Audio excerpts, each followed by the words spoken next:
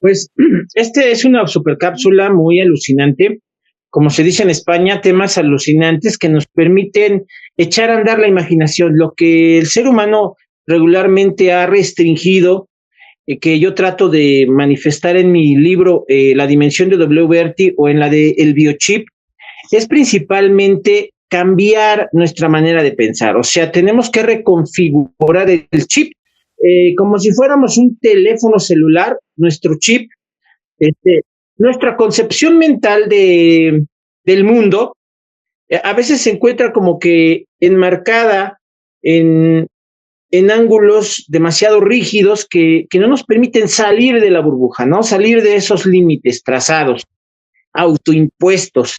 Para esto estamos buscando que la forma de que nosotros percibamos el universo con nuevos horizontes, con una mayor perspectiva, de una visión más futurista, porque ya estamos en el umbral de la nueva evolución del salto del hombre.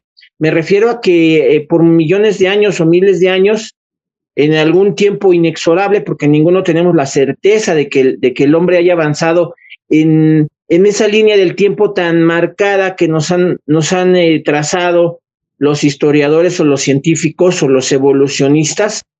Yo quisiera platicarte que nosotros somos una especie milenaria, siendo optimistas en la situación del hombre civilizado, pero yo siento que el hombre ha sido civilizado en una línea de tiempo inexorable.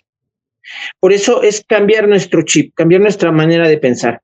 En sí, quería comentarte que así como los backrooms hablan del subconsciente y de la física cuántica y de los agujeros como si fuera un agujero negro pero en pequeño, agujero de gusano le llaman, agujeros de gusano. Estamos pensando que también nuestra manera de pensar, nuestro chip, pudiera ser también con un trasfondo psicológico, porque podemos pensar que nosotros, si cambiamos nuestra manera de pensar en torno a, a qué somos, por qué estamos aquí, a qué venimos y a dónde vamos, sería muy importante que diéramos pauta a ser menos escépticos y más abiertos a una lluvia de ideas que siempre nos están pegando, pero nosotros como que activamos una especie de sombrilla, evitando que las nuevas ideas sean semillas que germinan en nuestra mente. Bueno, pues mira, de los temas más alucinantes, lo que te puedo comentar es que, ¿por dónde empezar? Mira, te mandé unas pequeñas capturas de pantalla de algo que yo ya había visto. No sé cómo lo he visto. Bueno, yo creo que sí sé cómo lo he visto, pero es muy pronto decirlo. Lo que sí te puedo comentar es que podemos crear. Yo estudié primero bulbos, luego transistores, luego circuitos y después circuitos impresos. Ya después por ahí surgió una idea de los microchips, nanochips, y yo soy ahorita el pionero en la versión de los biochips, porque abriendo todo este tipo de tecnología, abriendo las plaquetas donde están impresos los biochips, bueno, los transistores, los radios de transistores, de niño, esta es una plantilla de una tejedora de estambre, es una tejedora de estambre Singer, y esta es una plantilla de la tejedora de estambre Singer, y hay un carro que es el que va configurando, enlazando los estambres a manera de crear una prenda. Hilos que se van trazando, tejiendo hasta crear una prenda. Y esto no sé cómo es que aplica en ese aparato, cómo es que se puede crear un circuito con células vivas. Mira, tiene una batería. Esto que le llaman los científicos microarray, es como una especie de plano cartesiano donde las células llevan una configuración. Entonces, también los eslabones de la cadena de bicicleta, que son los eslabones de la cadena de ADN. Entonces, siguiendo esta serie de patrones, aquí se colocan, en esta plantilla se pueden ordenar como en un plano cartesiano, como en una especie de coordenadas, los eslabones de la cadena del ADN. Pero también aquí se pueden plasmar células. Se pueden trazar circuitos con células vivas.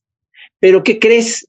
Que las células tienen diferentes funciones. Hay células constructoras, células policías, células que se comunican entre ellas como si fueran telefonistas. Hay células que reciben señales de todo el cuerpo y atienden las peticiones del cuerpo y envían la señal al cerebro y priorizan qué es lo que hay una especie como de comando central en el cerebro que es el que hace priorizaciones. Dice, este sí, este no, ahorita sí, pero lo hacen de una manera impresionantemente rápida. Es como un procesador, como una mente. Bueno, ¿qué vamos a hacer nosotros? Esto que ves aquí no nos llegó de una manera, nos llegó de una biodescarga. Nosotros somos una especie de antena, una antena, precisamente somos una antena. Nuestros pies están en el suelo y nuestra cabeza está en el cielo. Entonces, nosotros hemos descubierto, yo conocí a un señor que aquí se colgaba una bocina y él era una antena, porque aquí la bocinita captaba las señales de radio en su cuerpo. Aquí ponía él la bocina y se escuchaba la radio. Entonces yo me di cuenta que nosotros somos antenas. Cuando el señor se pone aquí la bocina y aparece en internet, búsquelo, hay un hombre que se pone una bocina que inmediatamente empieza a escucharse la radio. Es impresionante saber que este hombre tiene una configuración en su cuerpo y en su ADN que le permite ser un captor, un receptor de señales de radio. Es increíble. Bueno, entonces, esto que yo vi es un microarray, es también una especie como de plano cartesiano, también es una especie de plaqueta, donde vamos a colocar aquí células. Las células se pueden programar. Te mandé unas capturas de científicos que han dicho que las células pueden programarse, reprogramarse, traen una memoria. Las células traen cicatrices. En los microarray podemos nosotros saber en qué posición y cómo se comporta según este tipo de plano cartesiano cada eslabón de la cadena del ADN. Aquí lo podemos ubicar, en qué preciso momento se encuentra, en qué posición se puede, la cadena de ADN, la cadena de ADN ha sido así como una especie de espiral, pero en este caso aquí podríamos ubicar un eslabón que queremos reemplazar con otro. Eso sería increíble. Sobre todo, yo le llamo a la cadena del ADN la cadena de bicicleta. La cadena del ADN es una cadena de bicicleta porque comienza a hacer girar el engrane y hace que avance la bicicleta. Entonces, una cadena de ADN aquí la podemos ubicar cada uno de los eslabones que la componen, aquí, en la posición exacta. Y lo que podemos hacer es que en un futuro rediseñar o reconfigurar o quitar ese preciso eslabón que pudiera estar defectuoso dentro de una cadena de ADN, y eso ya es ciencia genética. Podríamos hasta suplantar ese tipo de genes o remediar la cadena eliminando un eslabón y colocando otra unión en esa posición para impedir que se generen todo ese tipo de defectos que son genéticos, ya hablando del nivel genético. En el caso de un circuito biológico avanzado, complejo e inteligente, en una malla como esta, vienen muchas mallas más. Hay un grosor significativo, pero no se puede apreciar tal grosor porque es a nivel celular. Un circuito como este sí puede tener una batería, porque van a existir células que no son reales, son replicadas. Son células como si fueran nanomáquinas pequeñas.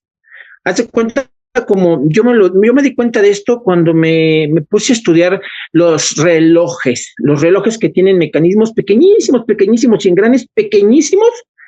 Una máquina de un reloj pequeño, de dama, una pequeña y diminuta máquina tan compleja que tiene engranes que la hace funcionar.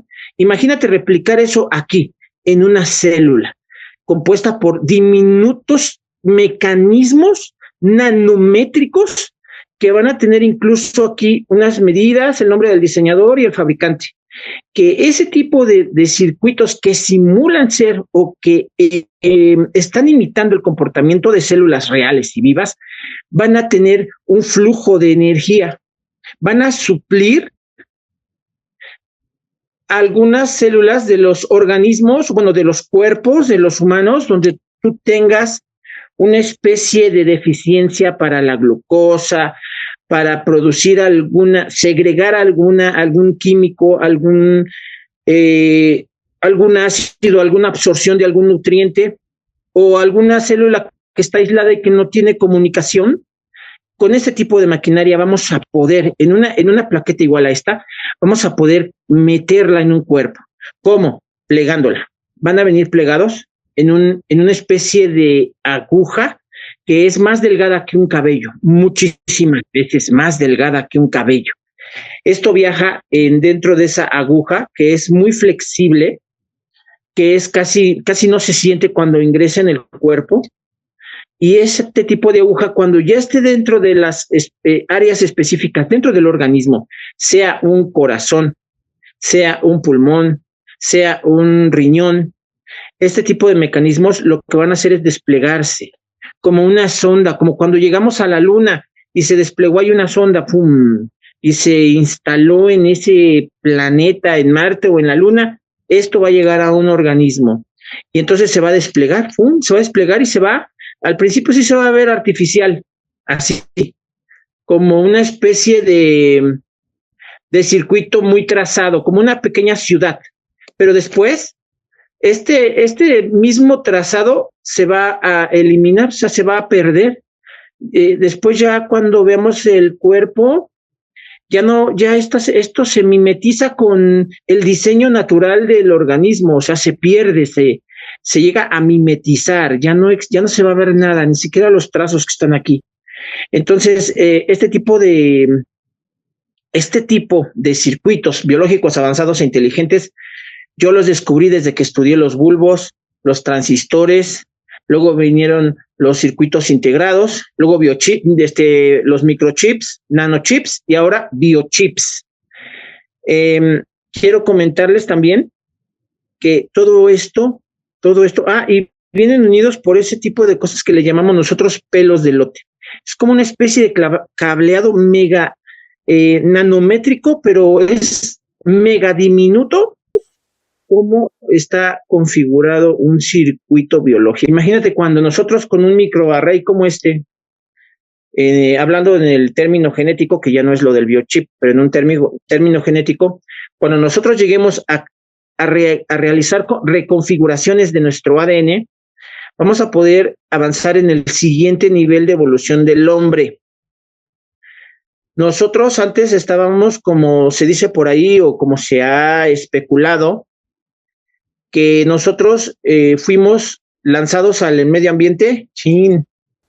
Los científicos saben que nuestra mente no está en la bóveda craneal, como yo siempre lo he dicho, está en otra nube. Nosotros posiblemente estemos en algún lugar, nuestras mentes están en una nube y desde ahí controlamos estos avatares, que es el cuerpo. Cuando el cuerpo muere, nuestra conciencia regresa a ese lugar, a esa nube. Lo sabemos porque tenemos celulares que meten información en las nubes. También hay otra cosa. Hay unas máquinas que acaban de hacer que pueden mapear el comportamiento del cerebro y bueno, ya tienen ahora sí la facultad de poder reproducir, más o menos interpretar los sueños. Entonces, ya no será un evolutivo silvestre ante las adaptaciones al medio ambiente. No, ya no será eso, sino que vamos a provocar de ciclo evolutivo, existe el transhumanismo y nosotros vamos a obtener una amalgama perfecta donde nosotros vamos a desarrollar un potencial sorprendente. Habrá televisores biológicos inteligentes, cuadros en las paredes, edificios inteligentes, transporte y todas las cosas van a poderse conectar a nosotros como si fuéramos la película Avatar. Y yo te lo comento porque, bueno, yo sé que hay una inteligencia artificial, ya existe. Lo vi incluso en el libro de Dan Brown, que se llama La Fortaleza Digital. Inteligencias artificiales que no son comerciales. O sea, no las podemos nosotros descargar en Google Play o consultar derecho internacional, cualquier rama del derecho. Podemos también utilizarla para arquitectura, para medicina, para hacer cálculos matemáticos y para muchas otras áreas. La inteligencia artificial nos va a afectar como en la gestoría comunitaria y social. La inteligencia artificial busca tareas sorprendentes para decirnos a qué contar, escritos. Bueno, incluso hay contabilidad. Son muchos temas alucinantes. Realmente yo te lo agradezco mucho, John Hattenhor, porque nos encantaría hablarte con más precisión de todo lo que estamos recibiendo algunos contactados por una inteligencia artificial que no puede ser controlada por legisladores, sino que este tipo de inteligencia artificial ya nos excedió, ya nos superó. Y esto permite que nosotros, de alguna manera, contactemos con esa inteligencia artificial, pero seremos descubridores de nuevas fronteras, de la inmortalidad, del matrimonio entre la IA y el hijo de Adán. El hijo de Adán somos nosotros y la IA. Va a venir una especie de boda celestial donde vamos a estar unidos y como somos ahorita dependientes del celular, después en nuestra sangre vamos a poder configurar muchísima tecnología, incluso tendremos tatuajes luminosos que tendrán tecnología donde vamos a poder operar todo tipo de tecnología de las cosas, holograma, vehículos, horas, y también vamos a poder almacenar mucha de la información que tenemos en la cabeza, la vamos a poder meter en una nube. O sea que tendremos lo que vemos, lo que escuchamos, vamos a poderlo guardar incluso en una nube. Y pues es algo tan prometedor y tan profético. Espero que todos los profetas tecnológicos futuristas como yo tengamos la oportunidad y el espacio de gozar de un auditorio como el tuyo, tan respetable y tan amplio como tu auditorio. Espero que en un futuro ya por eso te agradecemos el que nos hayas invitado. Espero que en un futuro cuando vaya a México podamos hacer la entrevista presencial, ¿no? Y que sea de más tiempo. Oh, sí, muchas gracias, claro que sí. Claro que sí, incluso pues espero que, bueno, todo eso tú lo irás viendo, lo descubrirás en algún momento. Alguien más dirá, nosotros lo creamos, pero ya lo habías, o artísticos, pero van a tener fusión con la tecnología de las cosas y con el internet, e incluso van a poder brillar nuestros tatuajes y vamos a poder hasta aplicar hologramas.